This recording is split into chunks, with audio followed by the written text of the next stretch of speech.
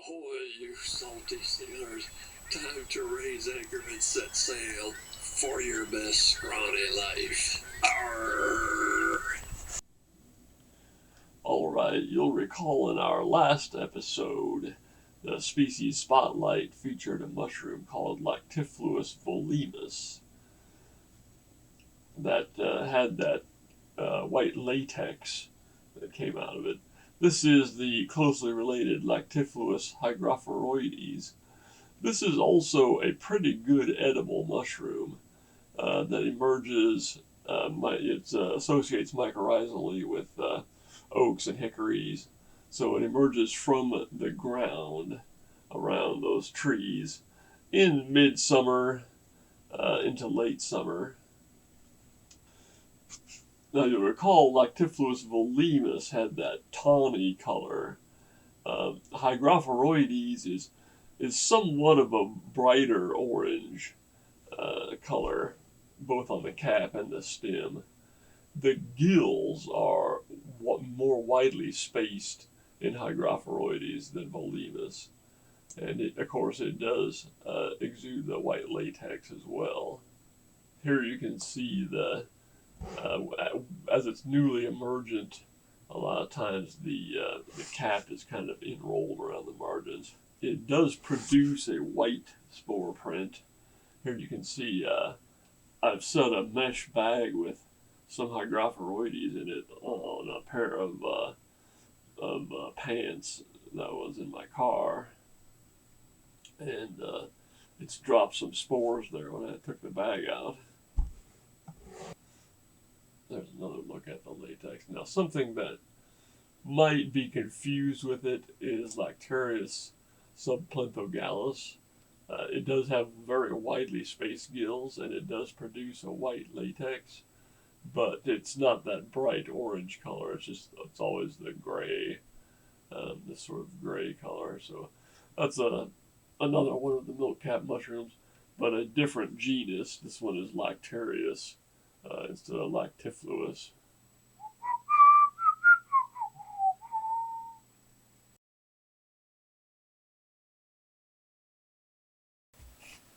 Alright, let's hop back into the digital painting. In the last episode, you'll recall I started sort of a classical antiquity type of battle scene or something like that. But I worked on that for a minute, but I kind of got tired of that idea. So I switched over to a pod of dolphins. So that's what we're going to have as our cloud image, this one. So we'll fill out those clouds a little bit here, and then just use the mixer brush to put in our dolphins.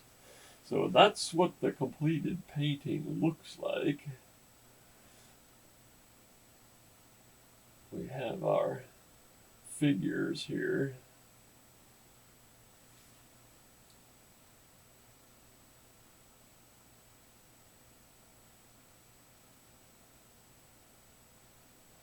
And then in the clouds, we have our dolphin superpod.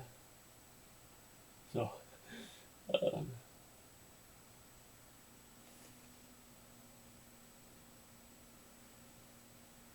so that's kind of interesting. And I don't know, maybe I'll come back to it and add something different to it later on. But that's what it's like for now. So that was painted in Adobe Photoshop with mostly the round brush and the mixer. Just real basic. I did use a few custom brushes, but mostly just round brushes and mixers.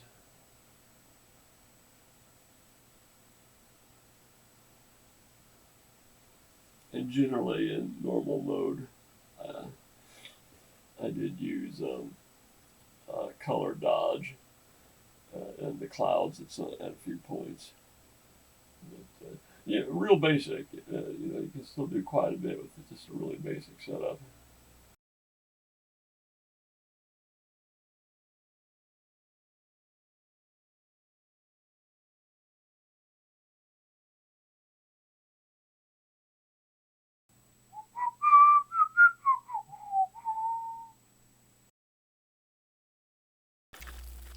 So for our cooking segment, I was inspired by a YouTube channel called The Best Ever Food Review Show. And recently they were doing a segment in Nepal, and the local people there had some really colorful dry curries.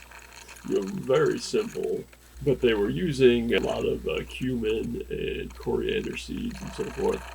And I thought to myself, I wonder if I could get some of that bright color without having to have just a nuclear amount of chilies in the curry by using Mexican achiote paste instead of just all chilies.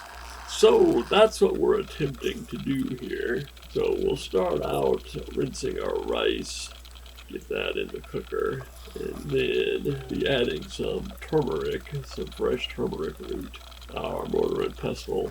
You'll recall that is in the Zingiberaceae, the ginger family. And we're going to add some garlic and a few habanero chilies, some galangal. This, as you'll recall, is also in the Zingiberaceae. Similar to ginger, but it just has a more full flavor, and a little bit of achiote paste. And we'll grind that all up into a paste. I'm going to attempt to make two dishes. One, just a plain dry curry, and then the other will have the kind of Thai style with some coconut milk in there. So this is young green jackfruit. When it's green like this, it's not sweet or anything, so it can be eaten like a vegetable.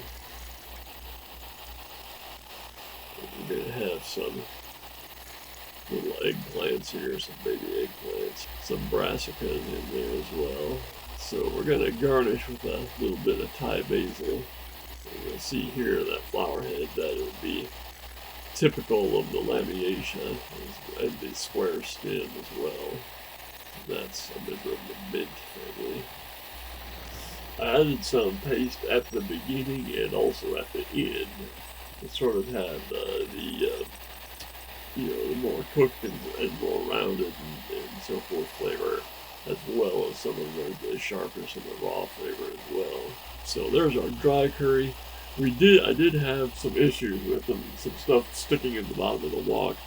I think the achiote paste has a little bit of corn flour added to it, just to give it the ability to mold it into a block. I think that's where that was coming from. Could have just ground my own annatto seeds and so forth to make it.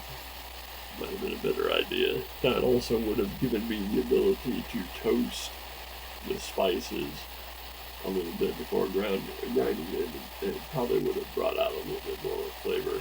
So in with the oil, second batch.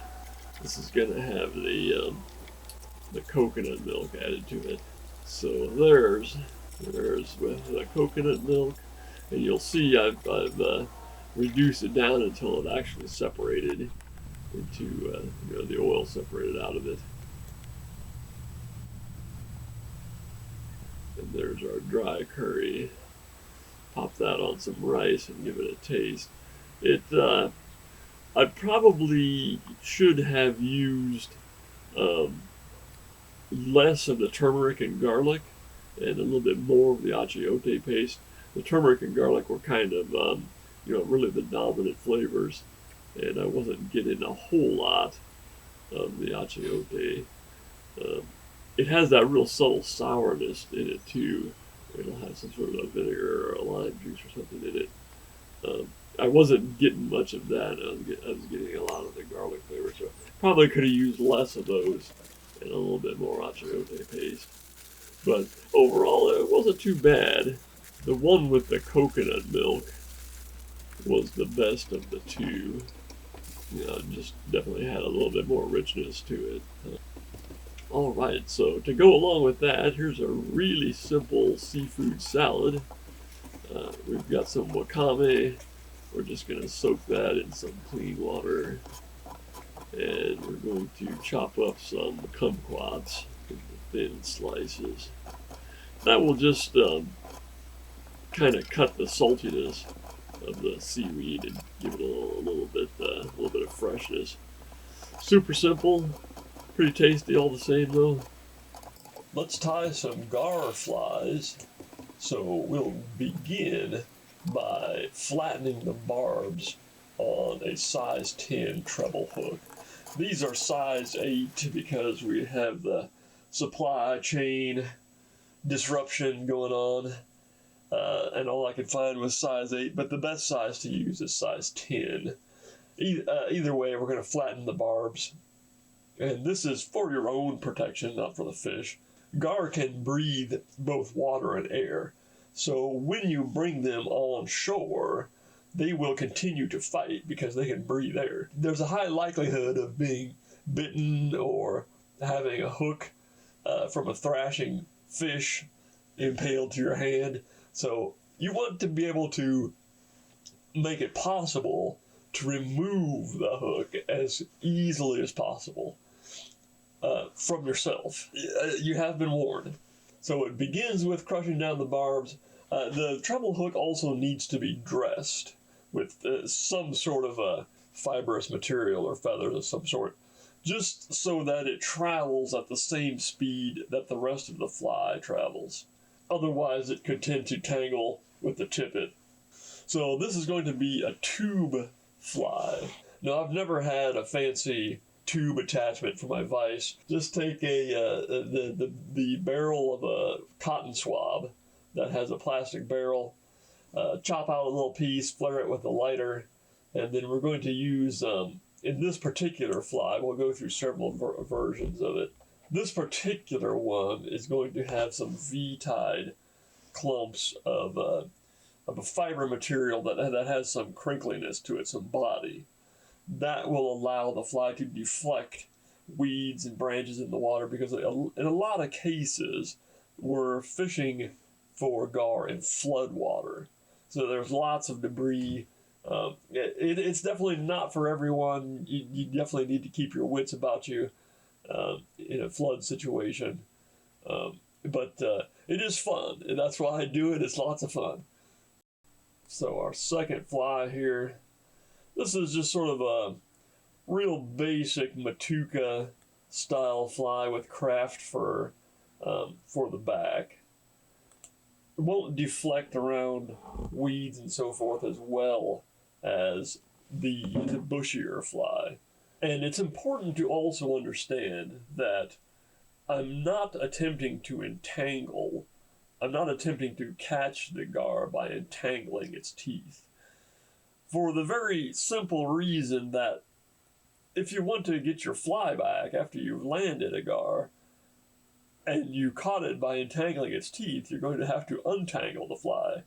And that is going to greatly increase your chances of being bitten. And you don't want to be bitten by a gar. The teeth are often brittle. They're needle teeth rather than knife-edged teeth. So they're not very big at the base, and they can break off. And as you move, the tooth can embed further and further under your skin. It's just not an experience that you want to have. Now, I've landed many gar. I've never really been bitten or seriously injured, by them. And it's just about, not doing unnecessary and dangerous things.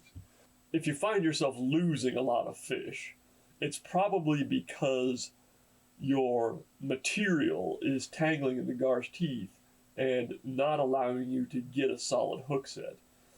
The best flies are tied with really sparse fibers. And so for that fly, we're going to use some bucktail. So that will slide right through, give you a really good solid hook set. No need to tie the butts in first and fold them backwards. It's just got to get tore up by gar teeth anyway, so just tie them in and glue them down.